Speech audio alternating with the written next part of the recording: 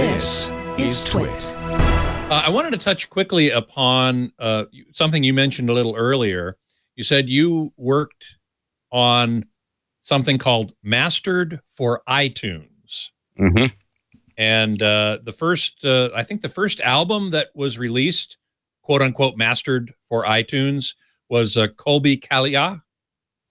Colbie Caillat. Sorry. I should have known. That's okay. Colbie Caillat. And there she is with you on the cover of Mix magazine. Yep. So tell us just a bit about what is Mastered for iTunes. Mastered for iTunes was quite a fun little thing that I got thrown into. And it was all because I'm originally from New Jersey and was aggravated by having to set up a phone call with an Apple executive. An Apple exec came out of nowhere and wanted to speak with me just because they had upped their quality to 256. They were very proud of it, but like it was at a time when I guess all of us professionals were complaining about the sound of iTunes and they wanted to, I don't know, have a pat on the back or something and talk with people and try to get their perception back. And so randomly I get this call and it's like an assistant wanting to set up a phone call. I'm like, well, yeah, I'm around. Just call. Cool. And they're like, no, how about next Thursday? It was like literally a week and a half later at 2:03 p.m. I was like, you can't be serious. And they're like, are you sure? And I was just like, yeah, sure. And then I totally forget about it. And the next week, the front office, James calls me and he's like, you have a phone call from Apple. And I look down at my watch and it's 2:03. And I was like, well, F me. Pick up the phone, get this guy, he starts talking. And so, I was aggravated by this like craziness of this stupid phone call. And he starts telling me about like the perception and blah, blah, blah. And wanting it to be a professional format. And I just cut him off. I was like, if you want to be a professional format, I want to know why what I send sounds nothing like what comes back off the store.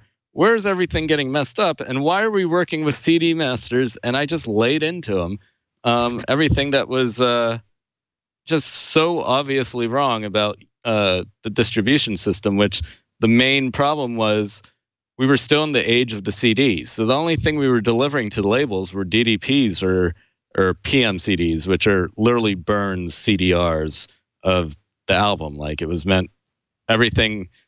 I swear.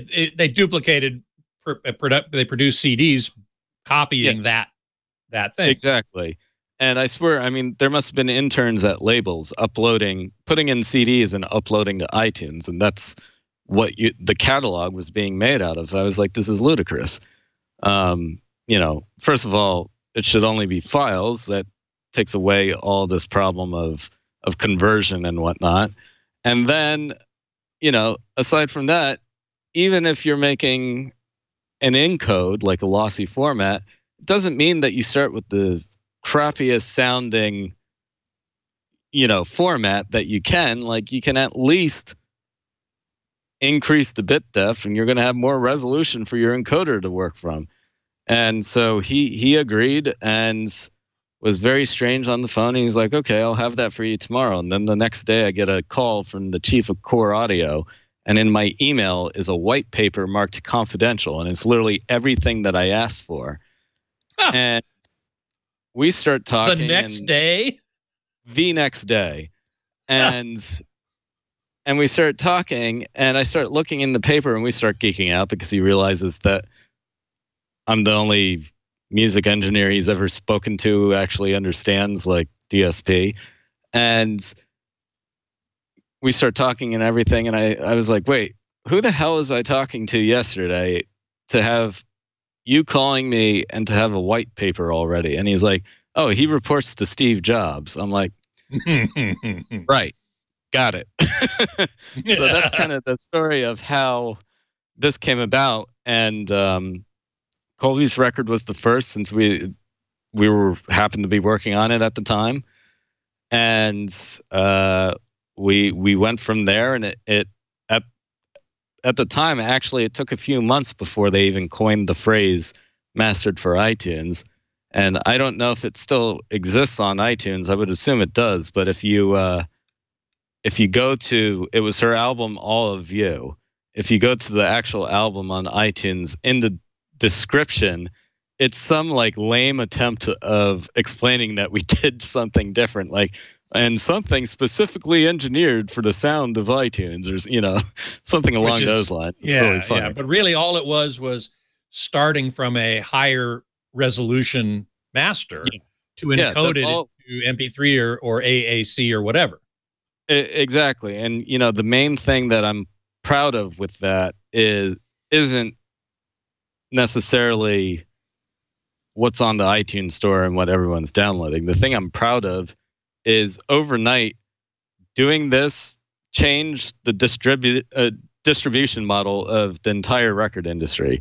After that day, every record label was asking for WAV files and for high-res files, and it opened the door for properly sending checksums WAV files to like HD tracks. And suddenly, it changed everything. Like when we used to have to send masters to HD tracks, like the labels literally didn't know what to do.